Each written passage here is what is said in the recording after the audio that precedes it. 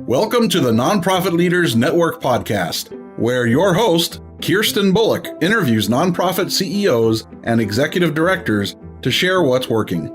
This podcast is produced every 2 weeks, and show notes are found at www.nonprofitleadersnetwork.com. Come back often, and feel free to add the podcast to your favorite RSS feed or iTunes. Any links we talk about will be listed in the show notes. Now, let's get on with the show. Welcome. You are listening to the Nonprofit Leaders Network podcast, episode 1. Today, we're talking with Arto Woodley, former executive director of Frontline Outreach in Orlando, Florida, and currently a consultant to universities and communities, helping them build first-generation leaders. Thank you, Arto, for joining me today. I'm really excited about the information and insights you're going to be sharing with our listeners today. Hello, and thank you. Arto and I first met through a group in Orlando called LifeWork Leadership, a 9-month Christ-centered leadership training program. I can't remember how exactly it happened, Arto, but a committee through LifeWork Leadership was formed to help Frontline Outreach on a project. Do you remember anything about what that project was or what we were working on? I sure don't. There were a lot of different projects over the years, but I think it may have been when LifeWork got involved and we were building our reading program, Read and Succeed. I think that might have been it. That sounds familiar. That was fun. It was a long time ago. It was. Through that, it must have been 12 or 13 years ago. Yeah, through that, I gained a great deal of respect for Frontline and for Arto. At that time, Frontline was advancing a cradle-to-college concept to develop a new generation of leaders in inner-city Orlando. You can read his full bio on the website, nonprofitleadersnetwork.com, but I'll go ahead and share a couple of highlights here. Arto has focused his life on fulfilling the vision God gave him to develop leaders and rebuild cities. An urban innovator, he led Frontline Outreach from 1998 to 2014, and then later as an advisor to the mayor to develop public-private partnerships with Chester, Pennsylvania, for a couple of years. You have degrees from Bowling Green State University in Ohio and Widener University in Pennsylvania. Did I say that right? Widener. I knew that there was a 50-50 chance there. There's always 50. Arto's involved in a variety of civic and community activities.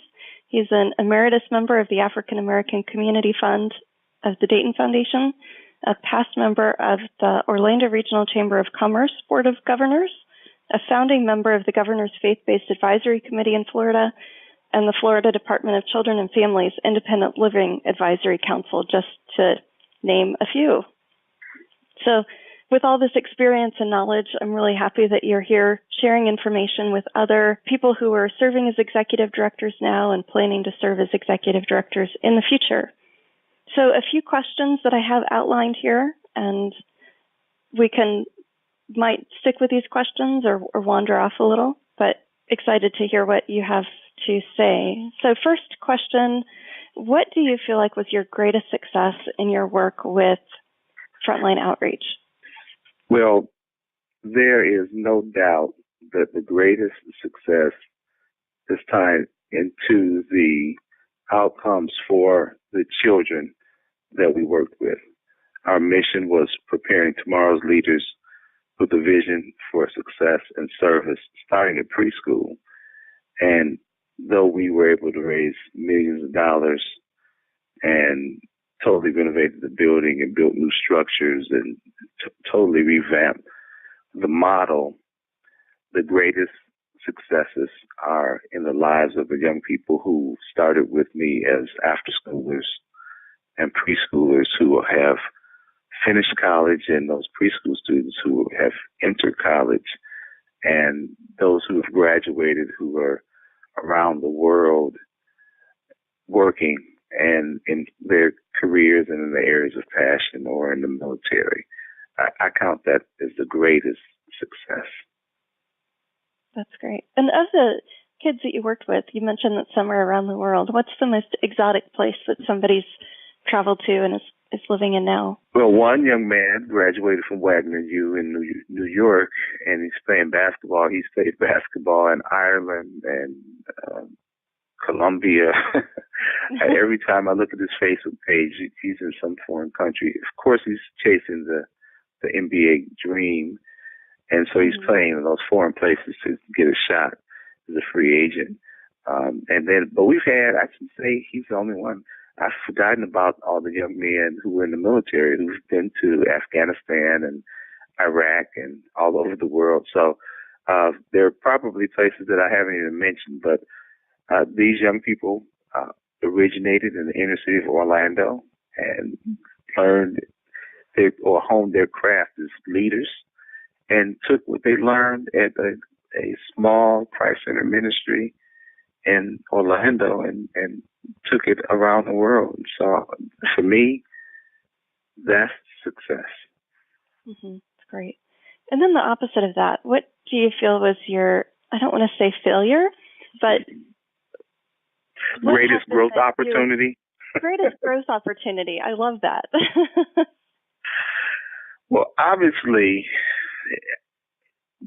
it is hard as a leader with the amount of experience that I've had. Most leaders try to mask where they're weak. I had a good friend give me a book called Leading with a Limp. And it's true. We should lead in light of our weaknesses. And my greatest weakness as a leader was being loyal. And some would say, well, loyalty is a great trait. It is a great trait. And you have to be aware that sometimes, even in being loyal to people who are on your team and board members who are not functioning well, that can be a detriment to the overall growth of the organization or the ministry. And that's where I failed. I held on to people longer than I should have, and I held on to people who were beyond their level of functionality and their purpose. And so that's not saying that they weren't functional. Every person has a gift and a plan for their lives. But when they're not producing fruit for your organization, then it's time to transition. And that's a challenge. And I didn't do that as well as I could have because of my commitment to the people. And so you have to balance the commitment, personal commitment to people, to the commitment to making the organization grow. And that's where I was not as strong. So that's my greatest growth opportunity before I lead another large or mid-sized organization in higher education, is striking that balance between the loyalty to people and the ability to transition people when they are not as fruitful as they could be. Right. The phrase I've learned, I think, is bless and release. Yes. Where thank you for your service. It's been great. But a lot of times both people will be better served by each going off in their own direction, perhaps. Is that what I hear you saying? Well, absolutely. And my motto was we never terminate anybody, because you don't terminate people because they continue to live afterwards. We did release people, and I did release a lot of people. I think that there were a few key positions that needed to be transitioned in order for the organization to continue to move forward. And then it's harder with board members, and I know we'll talk about board members a little bit later, but you also have to hold to the term limits and tactfully encourage people to make their transition to do what they have to do. So you're right. Bless and release is a very important method in helping people to move forward. Mm-hmm. So you and for the organization to move forward. Oh, absolutely. I was just listening to a podcast this morning with Michael Hyatt, and he talks about the importance of hiring slowly and firing quickly. Absolutely. When you know it's not a good fit. So transitioning into the board, how do you know that you have the right people on the board? And how do you handle it if you don't? Well, there are times I did this well and times that I didn't do it as well. times have done it well is you want to make sure you have a board with people who have influence and affluence.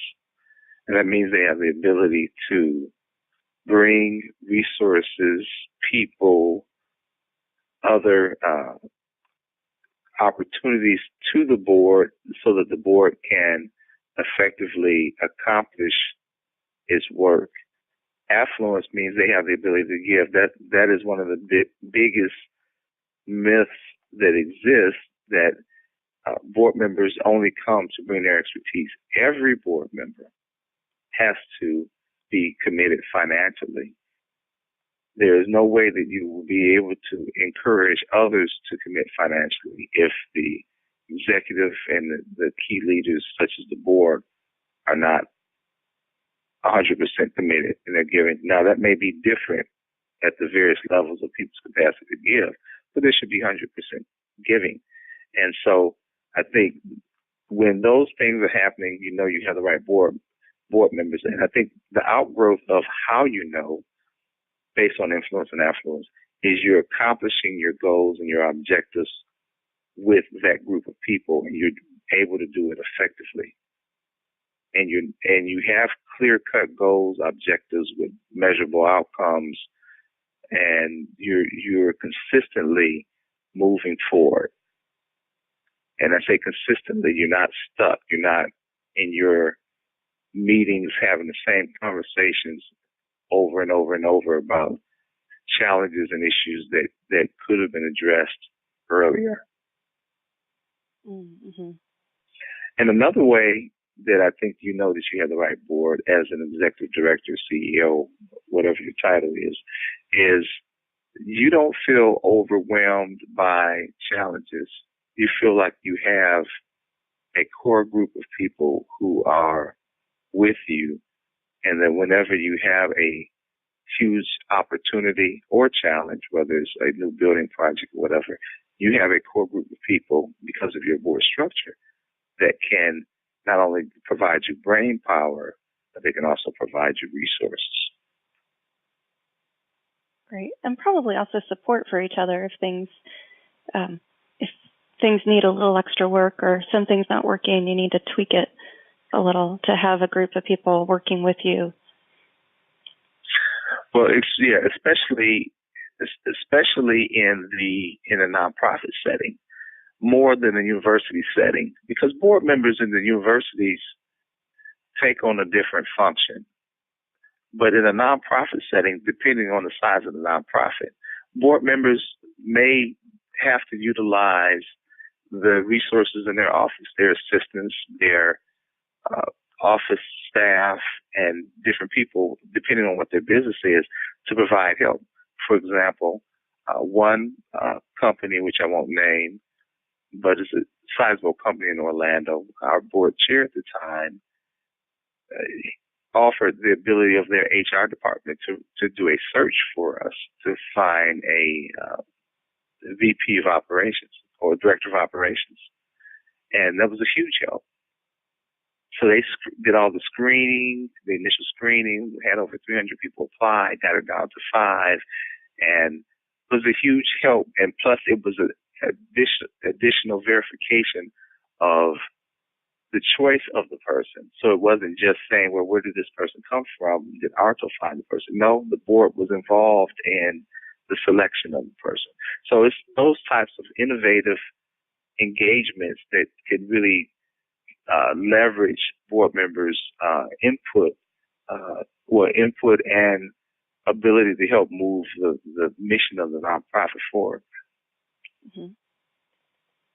Now, to build on that question a little, there are probably some listeners now who are listening to the things that your board members were doing, and they're saying, wow, my board isn't doing any of that. What are some steps that you can encourage them to take to help start recruiting the right board members who have that influence and affluence and ability to really dig in and help the organization out? What are some first steps you can suggest that they take? Well, I'll start, and I usually never start with a negative, but I will start with something negative. Don't only look at people's ability to give or the name of the company that they work with, that's a huge mistake. Because many times you can get people who happen to have resources, or they work for a large company or foundation, and they're not committed to your mission. And so the first thing I would say is put together a nominating committee and begin considering names of people who could be connected to your mission. The other thing I would say that's very important to do is to get people, as many people as possible, engaged in your volunteer side of the house. And I know a lot of people would think, well, what does that do for our board? Most people who give and most people who bring significant resources to an organization started out as volunteers. And I had a crew of a committed core of board members who started as volunteers. They started as reading mentors and Regency, or they were involved with Community Christmas. And that engagement in the ministry and that engagement with the people in the work solidified their commitment as board members. And so they didn't have to wonder about whether this project worked or that project worked, because they're familiar with it. And some of them were still involved with it. And so that's very important. So I would say engagement as volunteers, making that part of your recruitment process for board members, and making sure that your nominating process with your board members who help find people and begin to glean for people, that you find people whose passion is connected to the work that you do, not just going after their resources and their affiliation with a particular company. Okay, great. And as far as an ongoing process for, I know some boards have a formal process of board evaluation. Is that something that you ever tried or something that you would recommend? Oh, yes, it is important. Well, I would say that in higher education talks about it differently. They talk about institutional effectiveness. And I would borrow the higher education wording in terms of what you should be looking at. So it should be broader than board effectiveness. It really should be a focus on institutional effectiveness and looking at the effectiveness of the executive, the effectiveness of the board, and from a strategic standpoint, looking at, are we accomplishing, from a strategic goal standpoint, are we doing what we said we're going to do? And we did variations of that with our strategic plan and beginning to evaluate what the board's work, but we did not do it as deeply as I wanted to, because the board, I didn't challenge them to take more time to do it, to get deeply, because that's another challenge of board work, that they have to make the time to deeply immerse themselves in the work.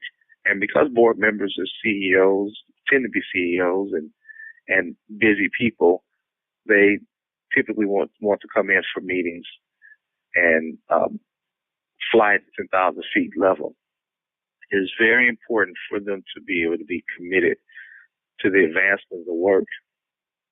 And yes, they have to give their support, their treasure, but their time is just as important, specifically in the effectiveness of the organization.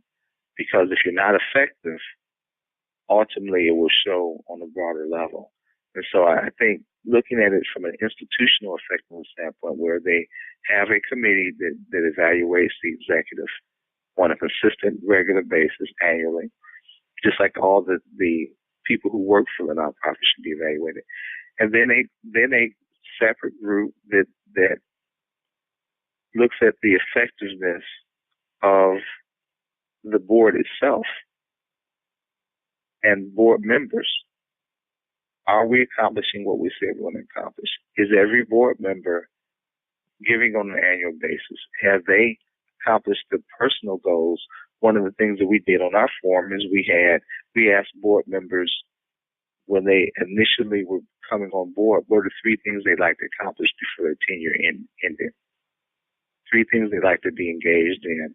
And so are they actually accomplishing the goals that they set out to do, or they set out to do initially when they came? Those things helps to keep you strong. It helps to keep your effort vibrant. I love that idea of asking them, and then that gives that ownership and that commitment that they need to have,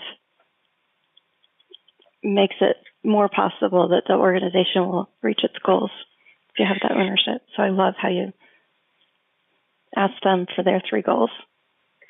Well, it's the challenge a lot of times, and this is one of the mistakes or one of the things I think that I encountered is, I call it the Michael Jordan syndrome. In the early days of when Michael Jordan played for Chicago, and his support team was not as good as it was when Chicago won the championships. Most of the teams sat around and watched him score. I remember watching him score 63 points against Boston, and he scored 63 points in the playoffs, but nobody else on the team really did anything. And I